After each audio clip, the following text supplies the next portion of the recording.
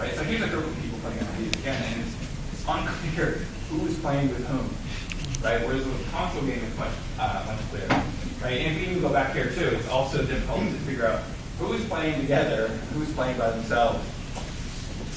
So this is why it's a much more socially isolating piece of technology, right?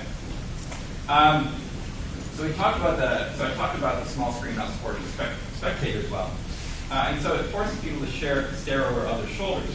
So this is a great example. So here you have DS. You can see it between the Coke and the Tim Hortons cup, just barely. Okay, and you have three people trying to crowd around and see what's going on with the DS. Okay. Now, watch this. This is great. It shows how the screen doesn't really scale up to spectators. Someone's going to walk in the room, and they're going to come over and look, and watch what happens with this distribution of people.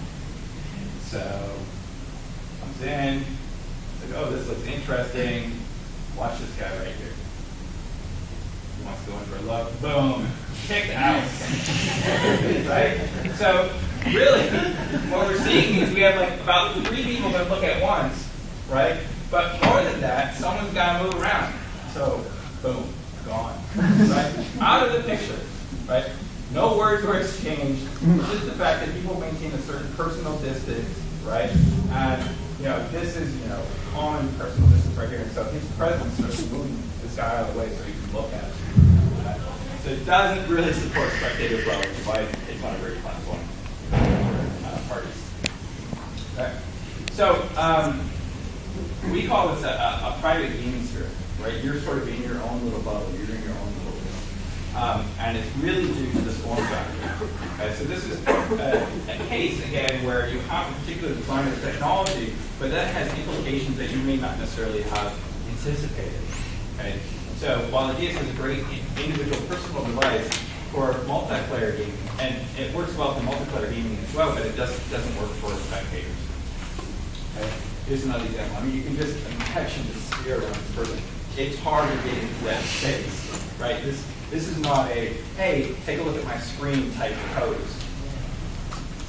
Okay, so some implications for future work. So again, we see these very different gaming practices between the console and the handheld platform. So when we do these types of studies, we like to understand what the differences are, but we also want to be able to understand how we can improve the situation. Okay? And so one of the things that we can imagine doing is having this game state in the DS echoed on a large screen TV, for example, right? How's that? So you kind of already have that for one of the games, I think. I think you said Pokemon. Yeah, so I think Pokemon has it with a GameCube, right? No, for DS, you have broadcasted to the TV, I think it's like, I don't know, to the TV, and then people can watch it while you're playing on your system alone. Right. So was it with the Wii or the GameCube? Wii. The Wii. Yeah. So that is the only instance we've heard of with this particular feature. So I think with that, once you are ready to fight, then it shows the fight on the screen, right? Yeah. And I think this isn't the DS, but I think the PSP also has, you can hook up to a TV. Right. On there. That's a little different. It's a bit different. Here, I mean, basically what we're saying, you maintain the same idea of everyone has their own view, but then we have an overview that anyone can look at, right?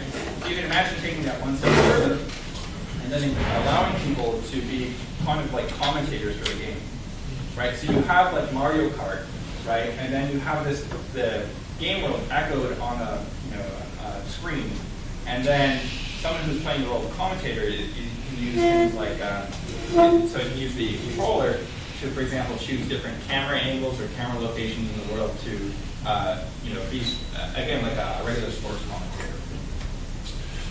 So this is one particular way that you could take these findings, which suggest that it has limitations in terms of spectators, but then improve upon them. And spectator. So that is the DS study. Yeah. Did you ask for if we use the chat functionality, just like look in chat rooms? Yeah, they don't use it.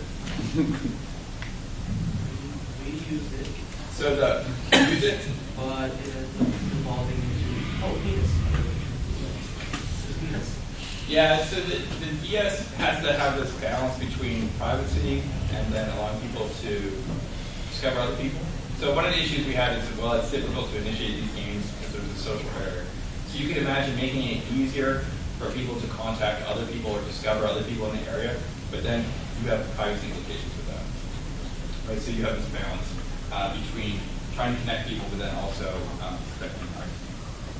So any other questions on this DS work? So I think it was an interesting study. No one had studied the DS in this way. There were some neat findings for it.